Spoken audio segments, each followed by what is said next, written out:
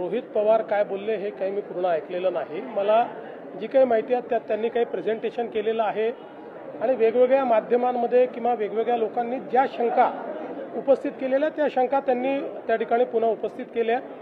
पहिल्यांदा तर अजितदादा पवार हे आपले महाराष्ट्राचे लाडके आणि अतिशय वरिष्ठ अशा प्रकारचं नेतृत्व होतं, त्यामुळे त्यांच्या अपघाताची पूर्ण सखोल आणि नीट चौकशी झाली पाहिजे। ही मागणी काही चुकीची नाही। पहिल्यांदा ही मागणी मी स्वतः केली होती। आपल्याला कल्पना असेल तर मी केंद्र सरकारला पत्र लिहून या अपघाताची योग्य प्रकारे चौकशी करावी असं सांगितलं होतं। त्याच्यावर केंद्रीय नागरी उड्डाण मंत्र्यांनी विशेष चौकशी गठीत करून त्या संदर्भातलं पत्र देखील मला पाठवलेलं आहे। आता ही सगळी चौकशी चाललेली आहे। मुळातच मला एक गोष्ट अशी वाटते की या संदर्भात जी काही चौकशी चालली आहे ती पूर्ण न होता आपण जर तर्कवितर्क केले तर त्यातनं लोकांच्या मनामध्ये वेगवेगळे कन्फ्युजन्स तयार होतात। देशामध्ये जे डीजी एव्हिएशन सेफ्टी आहेत हे सगळ्यात मोठं ऑफिस आहे। देशात आजपर्यंत झालेल्या सगळ्या अपघातांमध्ये त्यांनीच इन्व्हेस्टिगेशन केलेलं आहे। त्यांचं इन्व्हेस्टिगेशन चाललं आहे, पॅरलली CIDचं इन्व्हेस्टिगेशन चाललं आहे, अजून DGCAचं इन्व्हेस्टिगेशन चाललेलं आहे। ब्लॅक बॉक्स जो आहे तो पूर्णपणे सापडलेला आहे। जे काही रिअर पार्ट्स असतात ते देखील सापडलेले आहेत।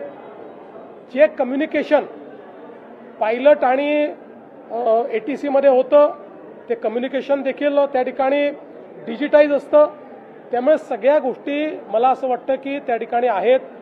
तिथले जे काही नमुने आहेत ते त्यांनी नेलेले आहेत, त्याचा देखील जो काही फॉरेन्सिक आणि बाकी ऑडिट करावं लागतं ते चाललेलं आहे। अशा परिस्थितीमध्ये मला असं वाटतं की ही जी चौकशी आहे ती चौकशी आपण पूर्ण होऊ दिली पाहिजे।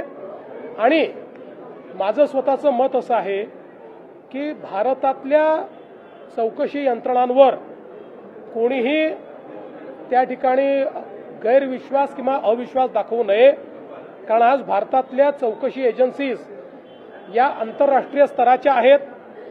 अनेक छोट्या देशांमध्ये आपल्याकडनं चौकशी करता लोक बोलवले जातात।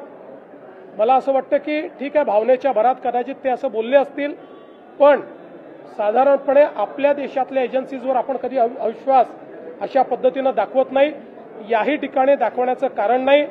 आपल्या सर्वांचेच ते लाडके नेते होते। प्रत्येकालाच असं वाटतंय की त्यांच्या या अपघाताचं सगळं सत्य बाहेर आलं पाहिजे।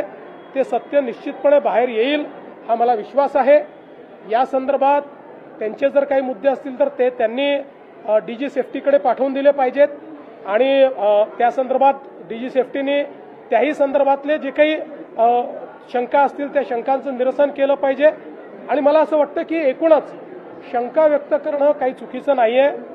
फक्त कुठल्याही राजकीय हेतूने याचा उपयोग होणार नाही आणि आपण अजितदादांच्या दुर्दैवी मृत्यूचं राजकारण करणार नाही याबाबत मात्र प्रत्येकाने मी कुठल्या व्यक्तीचं बोलत नाही, प्रत्येकाने याबद्दल जरा लक्ष दिलं पाहिजे।